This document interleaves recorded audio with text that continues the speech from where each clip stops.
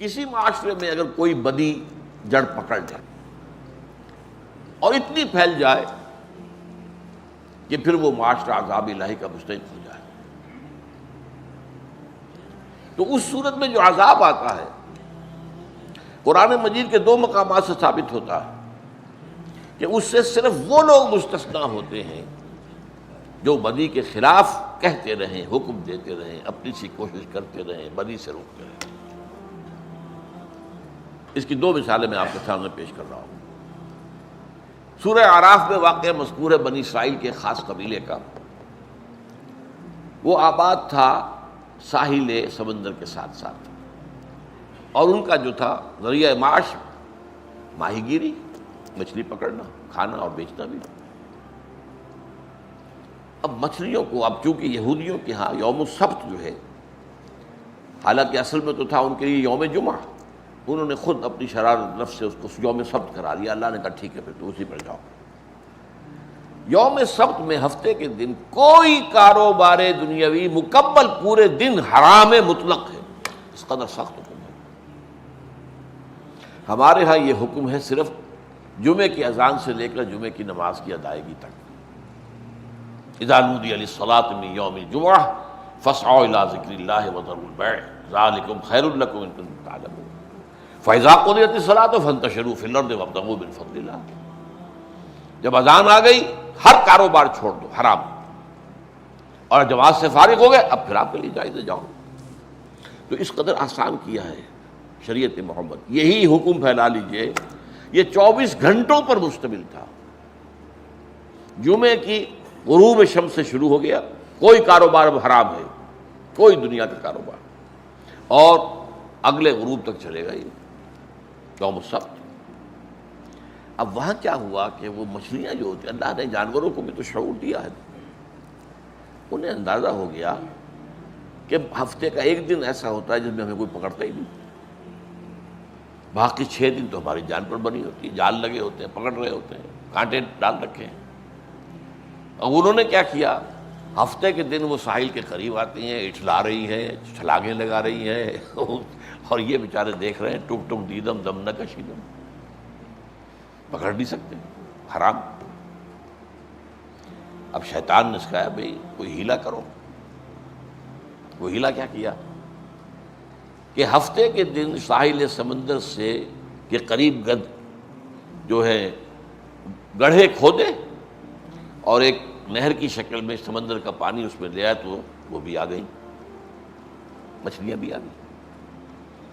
اور شام کو جا کر وہ راستہ ان کا سمندر کی طرف واپسی کا بند کر دیا۔ اب کیا ہوا، یہ ایک پونڈ بن گیا۔ یہ آپ کے پاس تالاب ہے، اس تالاب میں مچھلیاں ہیں، کہاں جائیں گی اب؟ اتوار کو آ کے پکڑ لیا، ہفتے کو پکڑا نہیں۔ اب یہ ہوتا ہے ہیلا۔ جو اصل حکمت تھی وہ تو یہ تھی کہ ہفتے کا پورا دن تم یاد الہی میں بسر کرو، عبادت میں بسر کرو، تورات کی تلاوت کرو۔ اس لیے تھا کہ کاروبار نہ کرو اور یہ کام کرو۔ وہ کیا تو تم نے نہیں وہ کام، ٹھیک ہے تم نے مچھلی نہیں پکڑی، لیکن سارا دن لگے تو رہے ہو نا گڑھے کھودنے میں اور مچھلیوں کو ادھر لانے میں، اور یہاں پر پھر اس کے بعد اس کا وہ بند کرنے میں۔ تو اس پر یہ ہے کہ قوم 3 حصوں میں تقسیم ہو گئی۔ ایک تو وہ لوگ تھے کہ جو دھڑلے سے یہ کام کر رہے تھے، ایک وہ تھے کہ جو خود تو نہیں کر رہے تھے لیکن روکتے بھی نہیں تھے، خاموش تھے، کیا کریں ٹھیک ہے دفع کرو انہیں، جو کرتے کرتے رہے۔ ایک وہ تھے جو کرتے بھی نہیں تھے اور روکتے بھی تھے۔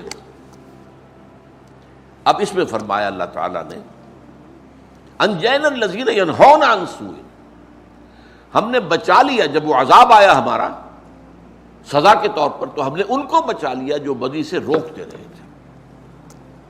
وَأَخَذْنَا الَّذِينَ ظَلَمُوا بِعَذَابٍ بَئِيسٍ بِمَا كَانُوا يَفْسُقُونَ، اور جو لوگ فسق کا اور ہماری نافرمانی کا ارتکاب کر رہے تھے ان کو ہم نے ایک بڑے برے عذاب کے اندر مبتلا کر دیا۔ آپ کو معلوم ہے ان کے چہرے بس کر دیے گئے، کونوا قردۃ خاسئین، بندروں کی شکل میں بدل دیا گیا۔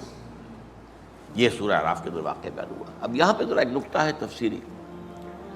بعض لوگ جو ذرا رجائیت پسند ہیں، جو روشن پہلو جو ہے وہ زیادہ لوگوں کے سامنے رکھنا چاہتے ہیں، ان کا کہنا یہ ہے کہ جن لوگوں نے تو واقعی خلاف ورزی کی ان پر تو عذاب آیا، اور جنہوں نے روکا ان پر نہیں آیا، لیکن جنہوں نے روکا نہیں ان کا ذکر نہیں ہے یہاں پر، گویا کہ ان کے بارے میں چونکہ انہوں نے روکا تو نہیں، لیکن انہوں نے ظاہر بات ہے کہ خود تو گناہ کا ارتکاب نہیں کیا، لہذا یہ گویا کہ ایک راستہ نکل آتا ہے بچت کا کہ اللہ عذاب سے ان کو بھی بچا لے گا، لیکن یہ نہیں، اکثر کا معاملہ یہ کہ نہیں، یہ بات غلط ہے، اس لیے کہ انہیں حکم تھا کہ بدی سے روکیں، جب نہیں روک رہے تو انہوں نے خلاف ورزی کی اللہ کے حکم کی۔ تو فسق کے اندر یہ بھی شامل ہے کہ تمہارے ذمے ہے بدی سے روکنا، یہ تمہارا فرض ہے۔ من رأى منکم منکرا فلیغیرہ بیدہ فإن لم یستطع فبلسانہ فإن لم یستطع فبقلبہ وذلک اضعف الایمان